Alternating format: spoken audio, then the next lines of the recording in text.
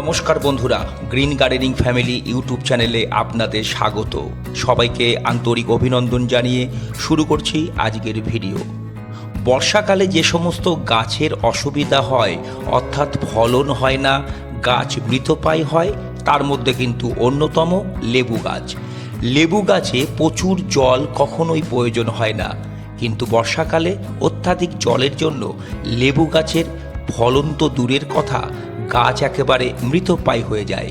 তবে আজকের ভিডিওতে আমরা এমন কিছু তথ্য আপনাদের সামনে পরিবেশন করব, বর্ষা যতই হোক আপনার গাছে থাকবে লেবুই লেবু।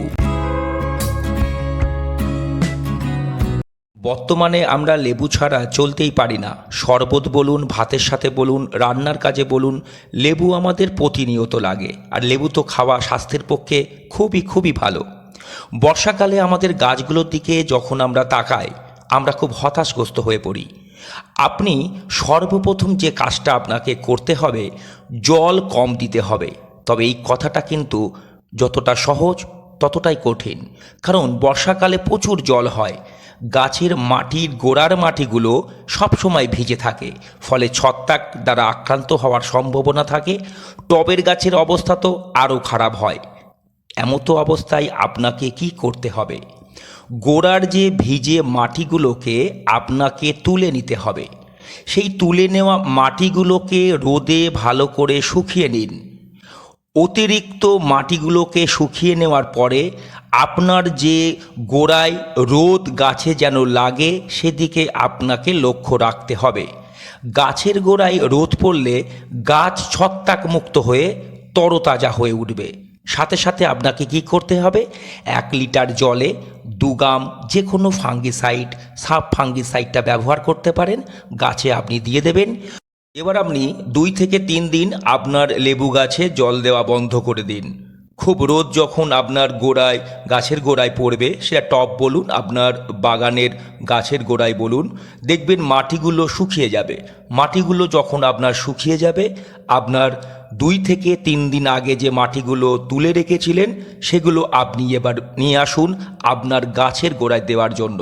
তবে তার আগে বলি বন্ধু, নিমখোল 100 গ্রাম ভালোভাবে গাছের গোড়ায় ছড়িয়ে দিন।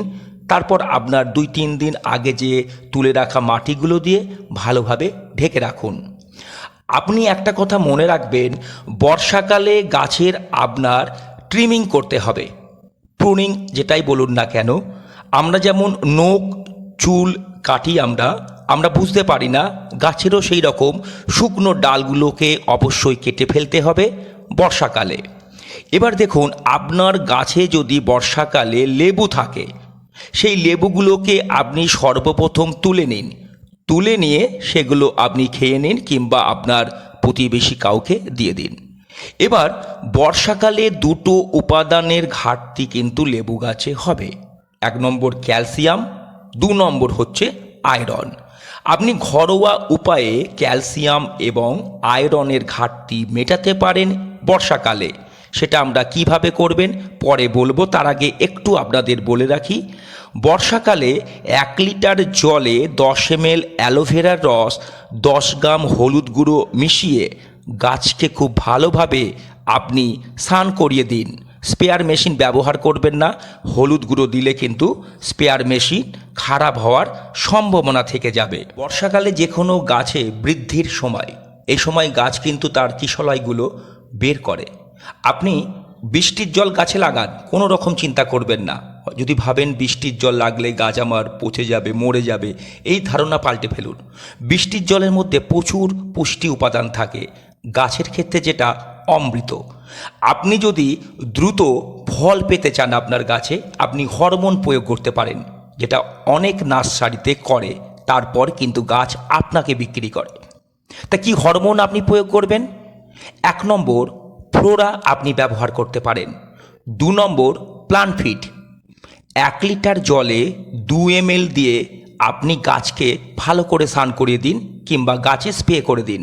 তাহলে কিন্তু আপনার গাছে ফুলও আসবে, ফলগুলো কিন্তু টিকে যাবে, বৃষ্টি যতই হোক, বর্ষা যতই হোক।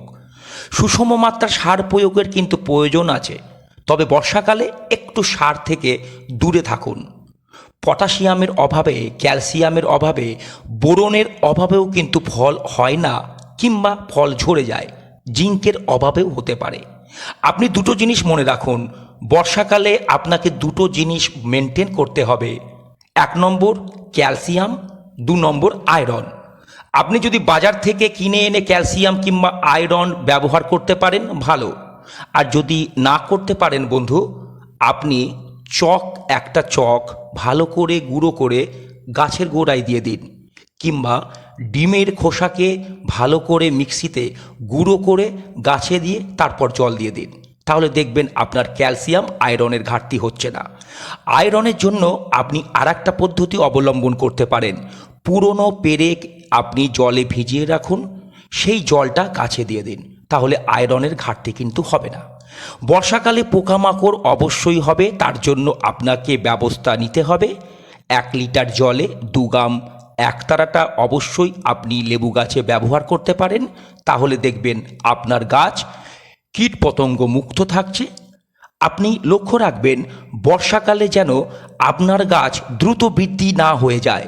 তার জন্য আগেই বলেছি যে আপনাদের ট্রিমিং করতে হবে, প্রুনিং করতে হবে। আর এই সমস্ত পদ্ধতিগুলো যদি আপনারা ব্যবহার করেন কিংবা প্রয়োগ করেন, আশা করি বর্ষাকালে শুধুই হবে লেবুই লেবু বন্ধু। তবে একটা কথা মনে রাখবেন বন্ধু, ফল পাওয়ার জন্য গাছ লাগাবেন না, পরিবেশের জন্য গাছ লাগান। দূষণমুক্ত পৃথিবী তৈরির জন্য গাছ লাগান। আসুন আমরা সবাই মিলে একটা সুন্দর পৃথিবী তৈরি করি, আমাদের পরবর্তী প্রজন্মের জন্য একটা সবুজ পৃথিবী, যেখানে শুধু গাছ আর গাছ। আশা করি ভিডিওটা আপনাদের ভালো লেগেছে। যদি ভালো লাগে লাইক, শেয়ার, কমেন্টস করুন, বন্ধুদের কাছে শেয়ার করুন, আর যদি সম্ভব হয় আমাদের চ্যানেলটিকে সাবস্ক্রাইব করে আমাদের পরিবারের অন্তর্ভুক্ত হন। দেখা হবে খুব শীঘ্রই পরের ভিডিওতে। নমস্কার, ভালো থাকবেন সবাই, সুস্থ থাকবেন, আনন্দে থাকবেন।